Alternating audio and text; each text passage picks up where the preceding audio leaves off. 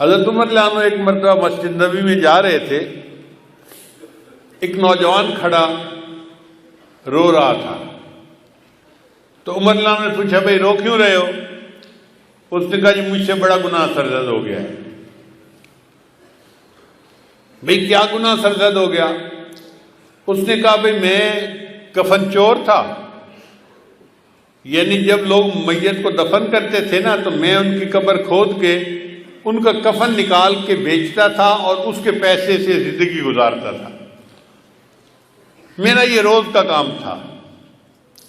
ایک مرتبہ ایسا ہوا کہ انصار کی ایک جوان لڑکی کی وفات ہو گئی اور میں نے اس کے کفن کو چرا لیا۔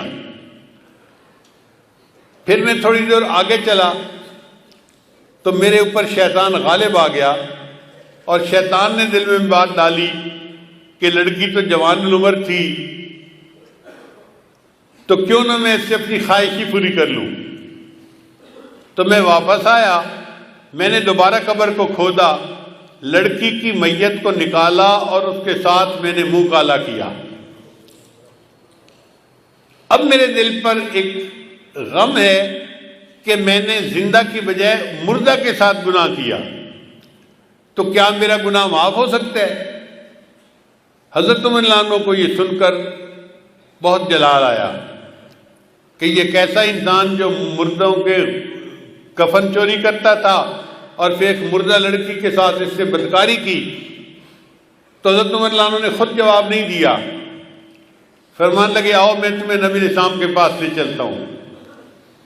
چنانچہ نبی علیہ السلام کے پاس لائے، عرض کیا اے اللہ کے حبیب صلی اللہ علیہ وسلم یہ ایک نوجوان ہے، اس سے بڑا گناہ سرزد ہو گیا، یہ آپ سے پوچھنے آیا ہے۔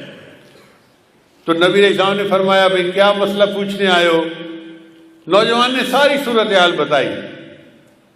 جب اس نے یہ بتایا نا کہ میں نے تو مردہ لڑکی کے ساتھ گناہ کیا، تو نبی علیہ السلام کو بھی بہت جلال آیا اور نبی علیہ السلام نے اس نوجوان کو ڈانٹا کہ تو اتنا جو ہے وہ سنگ دل اور جیسے بندہ بات کرتا ہے۔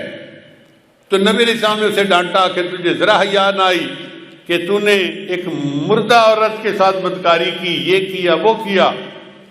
جب اس نوجوان نے دیکھا کہ نبی علیہ السلام بھی مجھے ڈانٹ رہے ہیں تو وہ وہاں سے کھسک گیا اور وہ مسجد نبی سے نکل کے سیدھا باہر دیہات میں گیا، ویرانہ تھا جہاں۔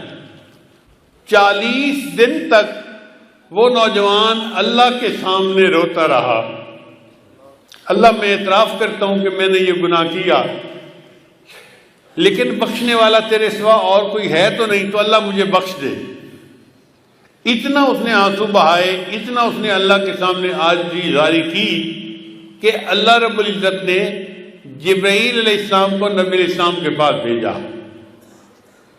جبرائیل السلام نے آ کے پوچھا اے اللہ کے حبیب صلی اللہ علیہ وسلم، اللہ نے مجھے آپ کی طرف بھیجا ہے اور اللہ نے کہا ہے کہ مجھے یہ بتاؤ کہ بندوں کو آپ نے پیدا کیا ہے یا میں نے پیدا کیا ہے؟ تو نبی علیہ السلام نے جواب دیا کہ مجھے بھی اللہ نے پیدا کیا ہے اور ساری مخلوق کو اللہ نے پیدا کیا ہے۔ پھر پوچھا اچھا یہ بتائیے کہ بندوں کو رزق کون دیتا ہے، آپ دیتے ہیں یا میں دیتا ہوں؟ نبی علیہ السلام نے جواب دیا ساری مخلوق کو اللہ رزق دیتا ہے، مجھے بھی اللہ ہی رزق دیتا ہے۔ اے اللہ کے رسول، اللہ نے تیسری بات یہ پوچھی ہے کہ بندوں کی معافی کو میں نے قبول کرنا ہے یا آپ نے قبول کرنا ہے؟ تو نبی علیہ السلام نے جواب دیا ہر بندے کی معافی کو اللہ نے قبول فرمانا ہے اور میرے بھی غلطیوں کو اللہ نے معاف فرمانا ہے۔ جب نبی علیہ السلام نے 3 باتوں کا جواب دیا تو جبرائیل السلام نے کہا مجھے اللہ تعالیٰ نے بھیجا ہے آپ کو یہ بتانے کے لیے کہ وہ جو نوجوان آپ کے سامنے آیا تھا اور اس نے گناہوں کی معافی کی بات کی تھی اور آپ نے ذرا ترش روئی سے جواب دے دیا، وہ بچہ یہاں سے سیدھا ویرانے میں چلا گیا۔ 40 دن ہو گئے ہیں، وہ دن رات روتا ہے، مجھ سے معافیاں مانگتا ہے اور میں پروردگار نے اس کے گناہ کو معاف کر دیا ہے۔ لہٰذا اس نوجوان کو آپ بلائیے اور بتا دیجئے کہ اللہ نے تمہارے گناہ کو معاف کر دیا۔